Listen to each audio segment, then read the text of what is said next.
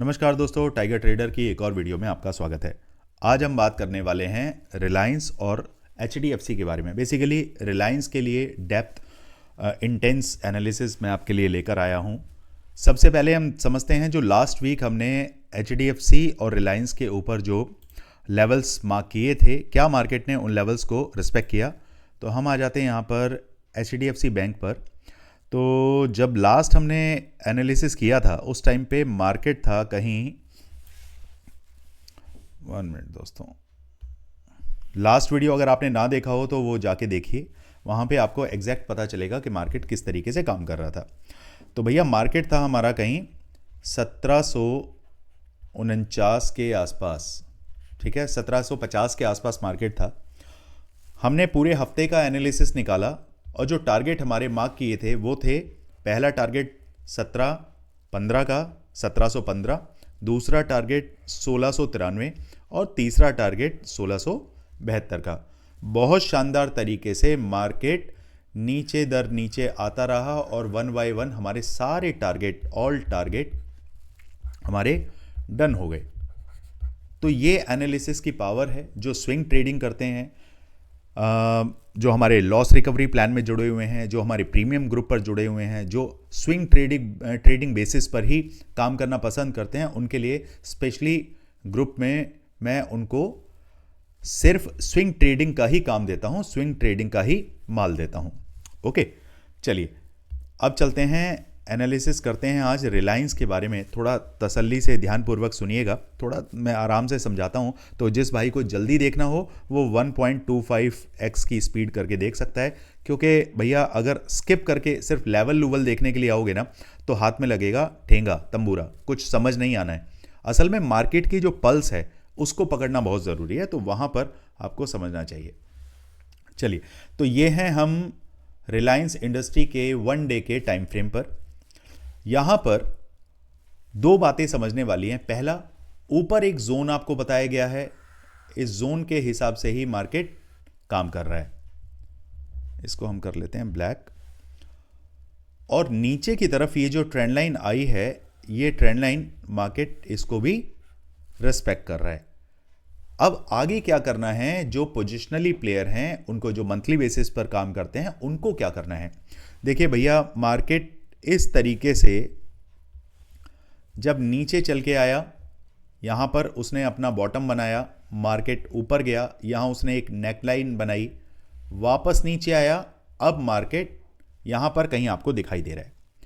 अगर तो आप सोच रहे हैं कि मार्केट ऊपर जाने वाला है, तो आप कब डिसाइड करेंगे, कब आपकी एक एक्चुअल एंट्री बनेगी जहां से आपको मार्केट को ऊपर की तरफ प्ले करना है। तो ये नंबर आपको इस नेकलाइन का रखना है, और ये नेकलाइन है तकरीबन आपकी 1330 के आसपास। यहां पर 1330 के ऊपर 15-20 मिनट या आधे घंटे का, 1 घंटे का कैंडल क्लोज होता है, तो आपको ऊपर के जो टारगेट आगे देखने के लिए मिलेंगे वो रहेंगे आपके 1374,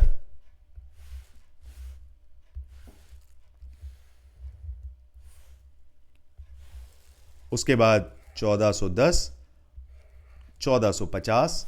यहां पर फिर मार्केट यहां पे एक गैप फिलिंग के लिए आएगा, और हो सकता है मार्केट ये एंटी जेड जोन जो मैंने बना रखा है उसमें थोड़ा 1-2 दिन बिता दे।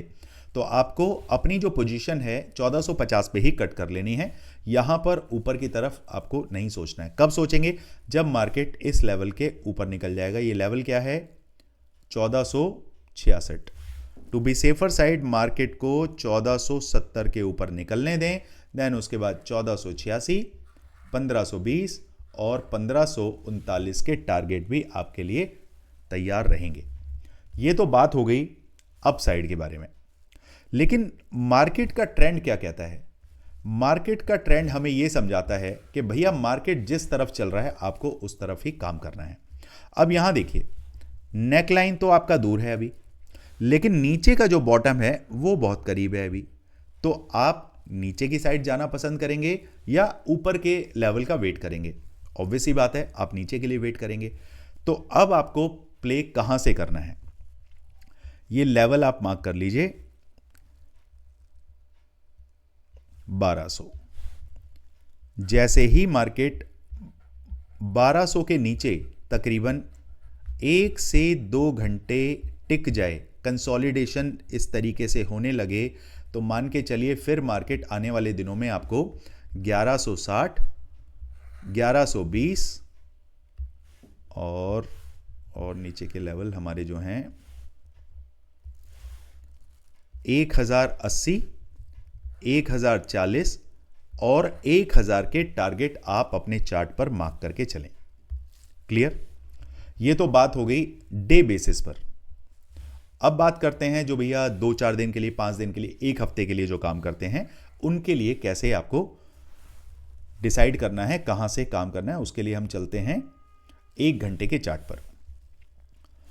1 घंटे का चार्ट आपको क्या दिखा रहा है कि मार्केट बहुत शानदार तरीके से एक चैनल को रिस्पेक्ट करता हुआ ऊपर की तरफ गया, फिर वापस नीचे उसने अपना एक बॉटम बनाया, मार्केट ऊपर गया, यहीं से मार्केट को सेलिंग जोन में धकेला, फिर मार्केट यहीं कहीं हमारे मिडल लाइन, सेंटर लाइन के आसपास ही मार्केट की क्लोजिंग देखने के लिए मिलती है। अब आगे क्या करना है? देखिए, मार्केट अभी फिलहाल जो चल रहा है वो चल रहा है आपका डाउन ट्रेंड में, तो हमारा फर्ज बनता है कि मार्केट को हम डाउन ट्रेंड में ही अप्लाई करें। अब मंडे को अगर मार्केट ओपन होता है, आपने देखना है ये ट्रेंड लाइन, ये मोटा मोटी ट्रेंड लाइन, आप इसे पकड़ लीजिए, कंफर्मेशन आपको मिलेगा ये बॉक्स के ऊपर। ये है आपका 1260। जैसे ही मार्केट 1260 के ऊपर निकलता है, फिर आपके लिए ये लेवल बनता है 1270, और इस रेंज के अंदर जब मार्केट घुसेगा तो फिर आपको बड़े टारगेट सीधे 1300 तक के भी देखने के लिए मिल सकते हैं। ये कब होगा?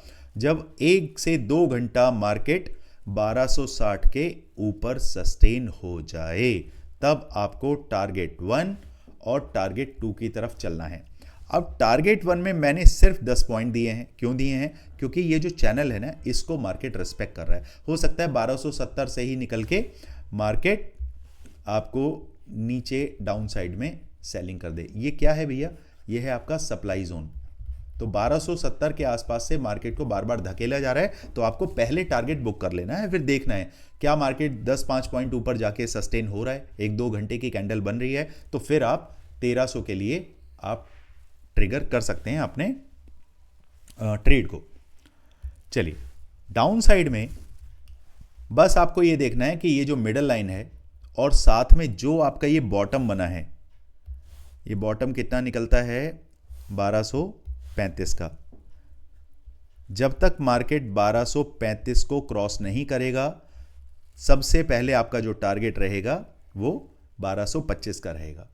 1225 के टारगेट के बाद, उसके बाद यहां पे एक छोटा सा आपको गैप फिलिंग दिख रहा है, फिर मार्केट इसे फिल करके हो सकता है यहीं कहीं मार्केट सस्टेन कर जाए।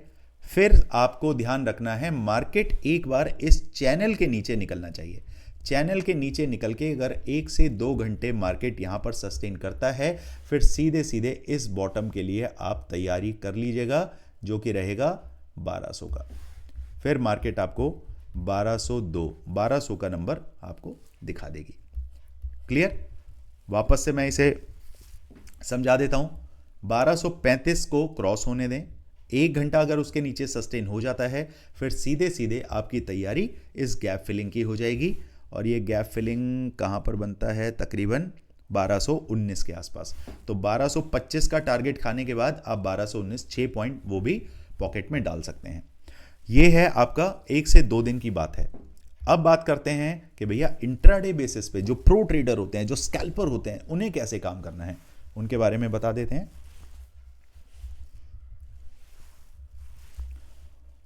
ये आ जाते हैं हम 15 मिनट के चार्ट पर और यहां समझते हैं, क्योंकि सबसे ज़्यादा इंटरेस्टिंग पार्ट जो होता है ना, वो इंट्राडे बेसिस का ही रहता है, क्योंकि आप तो काम करने में धुरंधर वहीं पर हो ना।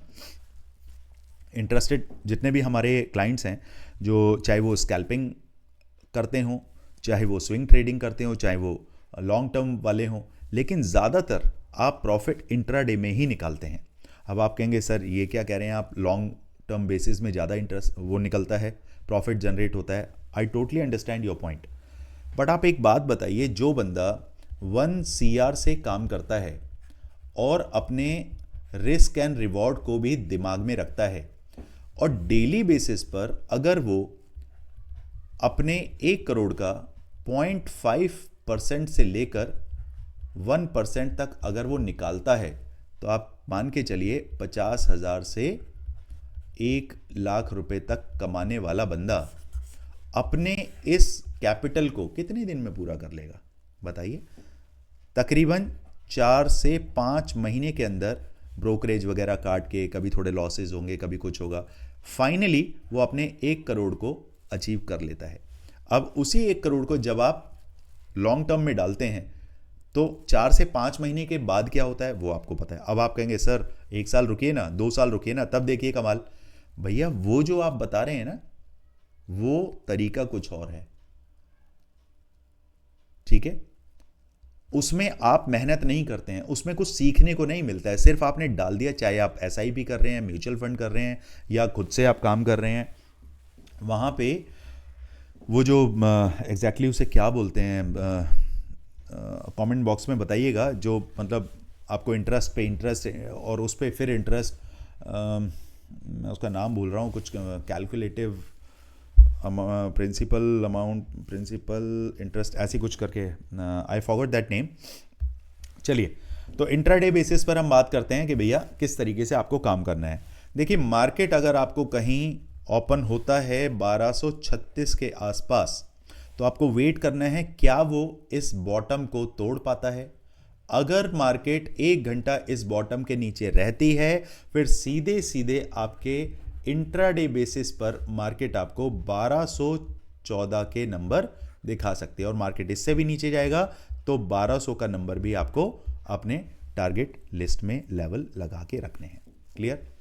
अपसाइड पे क्या करना है? अपसाइड पे मार्केट 1252 के ऊपर तकरीबन 1 घंटा बिता दे, फिर सीधे सीधे आपके लिए 1272 के टारगेट खुल जाते हैं। जो स्कैल्पर हैं वो अपना 5-5 पॉइंट बुक करते चलें। ये आपको इस चीज़ की नॉलेज होनी चाहिए कि जहाँ पे 5 पॉइंट मिल रहे हैं बुक किए आगे बढ़े, फिर 10 पॉइंट 8 पॉइंट मिल रहे हैं बुक किए आगे बढ़े। इस तरीके से चलते चलते आप फाइनली 1270-72 के आसपास पहुँचते हैं। इंट्राडे बेसिस में आपको ये काम करना है।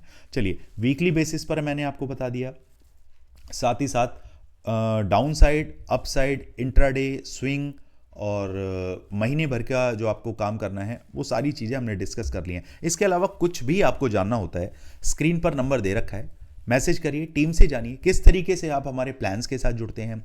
लॉसेज आपके ने 10 करोड़ कर रखे हो, 1 करोड़ कर रखे हो, डजेंट मैटर, 10,000 का लॉस है या 1,00,000 का लॉस है, रिकवर कैसे करना है, क्या रूल्स होते हैं, वो सारी चीज़ें आपको मैं बताता हूँ, समझाता हूँ, पढ़ाता हूँ। चलिए दोस्तों, मिलते हैं मंडे को मार्केट में। Thank you so much.